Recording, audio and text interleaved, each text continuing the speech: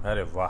तो 89, 14, 91, 40 ये वो रेंज है जो आज के सेशन के लिए इंपॉर्टेंट होगी। इस रेंज को स्मार्टली ट्रेड करें और वीरू ने वर्ड यूज किया फटने के लिए तैयार है। तो इधर वेज फट सकता है, इस रेंज के किसी भी तरफ जाएगा। तो 9150 के ऊपर अगर बाजार जा रहा है तो कल की एक्सपायरी से पहले एक तगड़ी शॉर्ट कवरिंग यानी कि मंदी के सौदे कटते हुए आपको नजर आएंगे और उसकी तेजी शायद देखने को मिले। तो उसके लिए ब्रेसअप करना है। 9140 का दायरा ब्रीच होता है, 9150 के ऊपर अगर हम जा रहे हैं तो बड़ी शॉर्ट कवरिंग के मूव्स की तैयारी कर लीजिएगा। ये रणनीति, बाकी की सब डिटेल्स आप लोग की स्क्रीन पर। अच्छा, आज के ट्रेडिंग बेट्स भी आएंगे। प्रूडेंट ब्रोकिंग सर्विसेज कह रही है मदरसन सुमी खरीदारी करने के यहां पर मौके 91 के टारगेट्स के लिए यहां पे अप्रोच करें। समर्थ कैपिटल कह रहा है आरईसी, और यहां पे लेकिन एक सेल कॉल आता हुआ। कल पावर स्टॉक्स में अच्छा मोमेंटम था आरईसी, लेकिन यहां पे एक सेल कॉल के तौर पे, और यहां पे उनका मानना है कि 78 के टारगेट्स नीचे की तरफ खुलते हुए नजर आएंगे। मारवाड़ी शेयर्स एंड फाइनेंशियल्स का मानना है रैमको सीमेंट्स, कल दिन भर सीमेंट्स में गजब की मजबूती थी और दिन भर सीएमपी सिवाज जो सीमेंट पैक की मजबूती में अच्छी कमाई के मौके ढूंढ के दिया आपको। रैमको सीमेंट मुझे याद है आखिरी सौदा तक उसमें चर्चा हुई थी और उसमें अब खरीदारी करने का कॉल और भी आता हुआ। फर्दर लेग्स है यानी कि उस रैली के 624 से 633 तक के टारगेट्स के लिए अप्रोच करें। रैमको वो स्टॉक है जो कल 7-8% की मजबूती के साथ कामकाज कर रहा था। तो Motherson Sumi, Ramco cements buy calls आते हुए, और आरईसी पे एक बिकवाली का कॉल है जो आप लोग की स्क्रीन पे आ जाएगा डिटेल्स के साथ। अच्छा, लक्ष्मण इस समय जोड़ नहीं पा रहे हैं। क्या होता है कि हम लोग जो है ना, हम लोग अर्ली मॉर्निंग के लिए चैनल को संभालते हैं। जितने भी हमारे रिपोर्टर्स हैं, लक्ष्मण वगैरह, सब शाम को चैनल को संभालते हैं। तो शाम तक लक्ष्मण सारी अपडेट्स लेकर आते हैं। तो अर्ली राइजर हमारी मजबूरी है और लेट राइजर लक्ष्मण जैसे लोगों की मजबूरी है।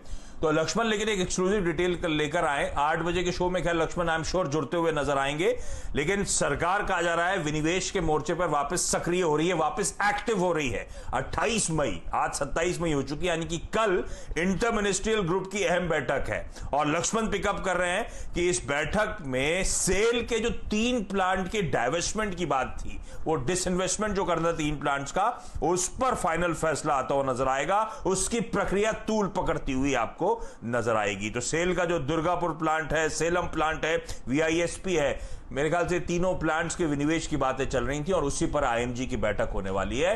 और सेल के साथ साथ कहा जा रहा है शिपिंग कॉर्पोरेशन ऑफ इंडिया की भी जो डिसइन्वेस्टमेंट की प्रोसेस थी वो और बढ़ती हुई नजर आएगी। लेकिन सेल इस समय फोकस में, लक्ष्मण की एक्सक्लूसिव, कल वो आईएमजी की बैठक होनी है जिस दिन एक्सपायरी का दिन है। तो मेटल्स वैसे भी कल आपको याद होगा गजब का आउट परफॉर्मेंस दिखा रहे थे, क्योंकि ग्लोबली इक्विटी मार्केट्स में उछाल और खास तौर पे यूएस मार्केट से मेटल्स लीड लेते हैं। तो कल के कमजोर बाजार में मेटल्स आउट परफॉर्म कर रहे थे और आज फिर वैसे भी ग्लोबल स्यूज अच्छे हैं तो मेटल्स रडार पे रहेंगे। और साथ साथ सेल को खास तौर पर रडार पर रखिएगा, जहां पे ये एक्सक्लूसिव जानकारी आप लोग की स्क्रीन पर आती हुई। लेकिन चलिए, सेल तो रडार पे रहेगा ही रहेगा। कुछ स्टॉक स्पेसिफिक ट्रेडिंग बेट जो मैंने हाईलाइट करी वो आपके रडार पर रहेंगी। लेकिन खबरों के लिहाज से और कौन कौन से स्टॉक्स हैं जो आज एक्शन में रह सकते हैं, वरुण जुड़े हुए हैं। वरुण, गुड मॉर्निंग, बताएं। गुड मॉर्निंग आशीष। देखिए, सबसे पहले तो कोटक महिंद्रा बैंक, जिसको आपने अपने हाईलाइट भी किया था, इस बैंक का जो QIP है वो लॉन्च हो चुका है। फ्लोर प्राइस 1147.75 पे है और इस पे 5% का डिस्काउंट दिया जाएगा। कुल QIP से ये कंपनी जो है 7,500 करोड़ जो है जुटाने की योजना बना रही है और 29 मई को बोर्ड बैठक है जब इस QIP का इशू प्राइस तय किया जाएगा। तो ये सबसे इंपॉर्टेंट खबर है। इसके अलावा कुछ नतीजे आए जिसमें टोरेंट फार्मा है। नतीजे काफ़ी बेहतरीन है, अनुमान से तो हर पैरामीटर पे बेहतरीन है। 218 करोड़ का मुनाफे का अनुमान था, 314 करोड़ पे आया है। इसके अलावा कंपनी की जो आय और मार्जिन देखिए वहां भी एक बीट देखने मिला है। 26.2% के मुकाबले ये 28.2% पे आए हैं। तो वैसे तो ईयर ऑन ईयर भी ग्रोथ है और पोल जो था हमारा उसके मुकाबले भी नंबर्स काफ़ी अच्छे, और खासकर इंडिया का बिजनेस देखिए 11% के आसपास का उछाल देखने मिला है। अगर इसको आप कोविड-19 से एडजस्ट करें तो ये उछाल दरअसल 15% के आसपास का है और यूएस में भी 3% के आसपास का उछाल देखने मिला है। मैक्स फाइनेंशियल, इस कंपनी के नतीजे थोड़े कमजोर है, खासकर जो VNB ग्रोथ है यानी कि value of new business growth जो है उसमें गिरावट हुई है करीब 18% के आसपास की। ये एक दिक्कत की बात है। और VNB मार्जिन जो है वो दरअसल फ्लैट है, कंपनी ने लॉस किया है करीब 36 करोड़ के आसपास का। कोरोमंडल इंटरनेशनल, ये जो स्पेस है ना, इसके नतीजे काफ़ी अच्छे आ रहे हैं। नेट प्रॉफिट देखिए 110 करोड़ से बढ़ के 234 करोड़ पे आया और मार्जिन 9.8% से बढ़ के 13.6% पे आए हैं। इसके अलावा प्राज इंडस्ट्रीज, कल इस कंपनी के नतीजे तो मार्केट आवर्स में आए थे, लेकिन इस कंपनी की कल बोर्ड बैठक भी थी बायबैक के ऊपर, और कंपनी ने दरअसल अपना बायबैक जो है उसको डिफर कर दिया है क्योंकि कोविड के प्रॉब्लम के चलते। और भारतीय एयरटेल फिर से इसमें सोसाइटी जनरल ने करीब 3.5 करोड़ शेयर्स खरीदे हैं, तो ये भी एक अपडेट है। तो भारतीय एयरटेल कल वो लार्ज ट्रेड के बाद तो लगातार प्रेशर माउंट हो रहा था उस स्टॉक में।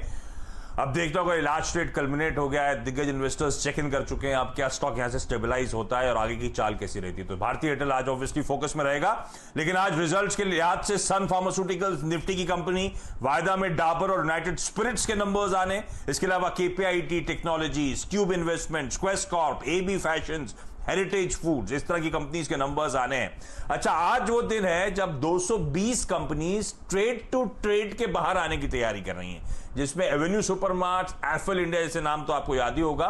12 ऐसे स्टॉक्स ट्रेड टू ट्रेड में जाते हुए नजर आएंगे, लेकिन लार्जली वो जो स्टॉक्स बाहर आ रहे हैं वो ट्रेडिंग के लिहाज से एक्शन में रहेंगे। और हाँ, जो मैं कह रहा था, यूरोपियन कमीशन एक बड़ा स्टिमुलस अनाउंस कर सकता है, उस पे हम लोग की खास तौर पे नजर आएगी। खैर, यूरोपियन कमीशन अनाउंस करा है तो लार्जली वो सेकंड हाफ में, अगर कोई अनाउंसमेंट आना है तो सेकंड हाफ में आएगा। इस नोट पर क्विकली छोटा सा ब्रेक के उस पर आज की कमोडिटी और करेंसी मार्केट्स की टॉप स्ट्रैटेजीज।